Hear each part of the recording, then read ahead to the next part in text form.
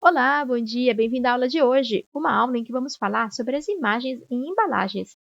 Essa aula é baseada nesse livrinho aqui chamado Design de Embalagem sem Fundamentos de Projeto e Aplicação.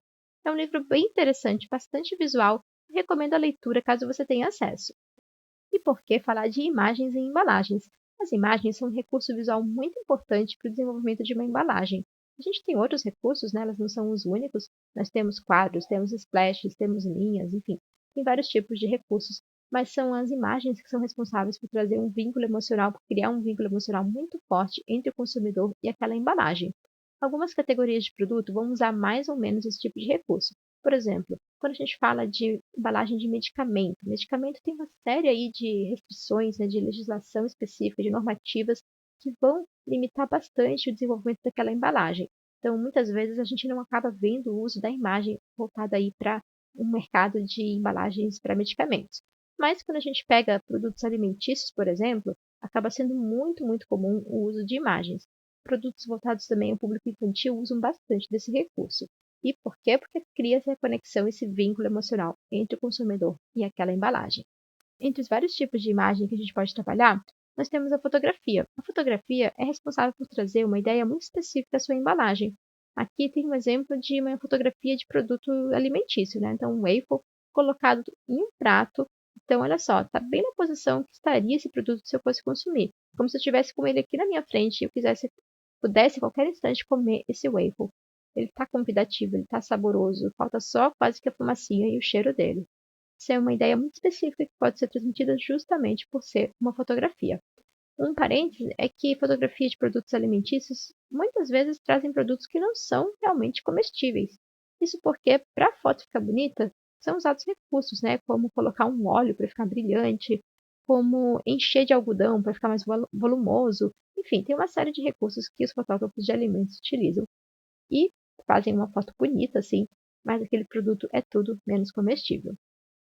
Outro tipo de imagem são os padrões. Os padrões eles são repetições de formas, então podem ser formas mais abstratas, menos abstratas, mas são repetições que são colocadas na embalagem. Isso é bem interessante porque tanto individualmente eu consigo pegar aquela embalagem e ter um destaque ali para uma parte dela que tem esse padrão, quanto na hora que eu vejo essa embalagem ali na gôndola. Então eu vejo ela ao lado de outra embalagem, de outra embalagem, de outra embalagem. E aí esse conjunto, essa repetição de embalagens vão fazer com que eu não perceba simplesmente uma única caixinha ali. Mas por eu ter um padrão que vai se encaixando com o padrão das embalagens ao lado, eu tenho uma área, uma região bem grande ali da imagem em que eu consigo ter um destaque visual na gôndola. Então é muito interessante o uso de padrão para formar, né, para criar esse destaque. Outra categoria de imagens que a gente pode trabalhar são os desenhos e pinturas. É uma categoria bem interessante porque permite aí uma variedade gigantesca de estilos, de traços. Então podemos trazer um ar mais urbano para uma embalagem, mais infantil, mais realista, enfim.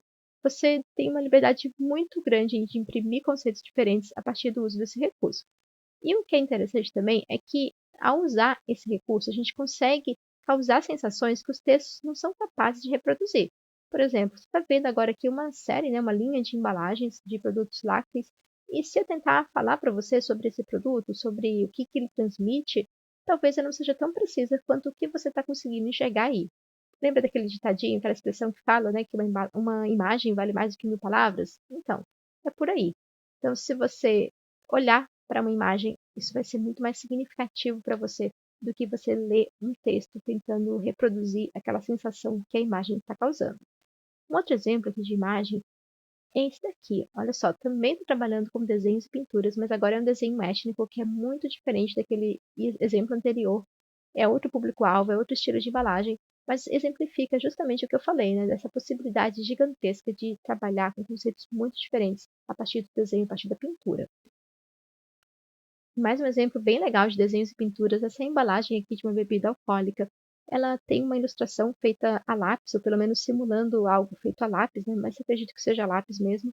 E ela traz valores como tradicionalismo, algo que é velho, mas que é bom, uma ideia de desbravar um local antigo, né? Que tem tudo a ver com, às vezes, uma fermentação num barril, enfim, algo que é selvagem e tem muita qualidade. Então, você tem a qualidade tanto do traço ali, do desenho, da ilustração, quanto tem a qualidade também por alguns outros elementos que são aplicados à embalagem, como, por exemplo, o dourado.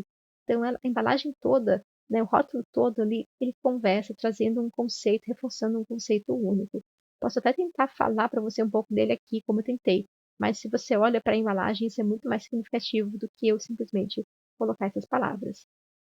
Mais um exemplo bem legal é o uso da xilogravura. A xilogravura é uma técnica bem antiga que ela consiste em esculpir um pedaço de madeira, e aí você usa esse pedaço de madeira esculpido como uma espécie de carimbo para fazer uma ilustração.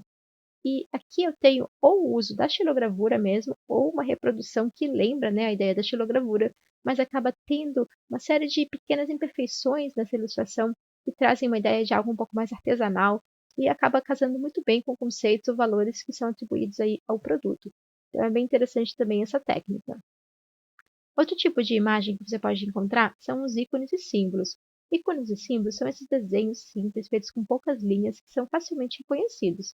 Os ícones são aqueles desenhos que eles representam convenções. Por exemplo, se você vê um triângulo com um ponto de exclamação dentro, você sabe que aquilo ali é um sinal de alerta.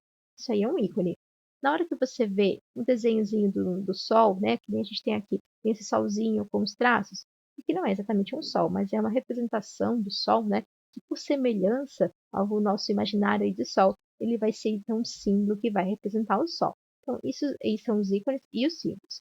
E a ideia é que a gente usa principalmente de uma forma um pouco mais funcional. Por exemplo, é muito comum a gente ver símbolos na hora de visualizar ali como que é o modo de preparo de um determinado alimento, né? Que vai usar colher, vai usar xícara, vai usar, enfim, a gente tem o uso do símbolo ali.